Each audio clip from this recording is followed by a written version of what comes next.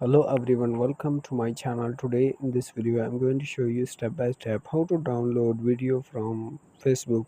This is very quick and easy. Let's jump right in. First of all, you have to open your Facebook and here you have to select any video you want to download. After that you have to click on this share icon. Here you can see when you click on this share icon, now here you have to click on this copy link. After that you have to open your any browser, Google Chrome or Safari, any browser. After that here you have to search. After that here you have to search Facebook video downloader online. You have to click on this first keyword and here you have to click on this first video or first link.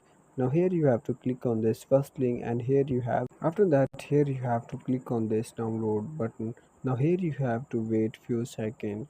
Here you can see download video in normal quality and download video in HD quality. Now here you have to select any option.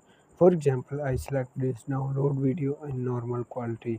Click on this any option. In this way you can download.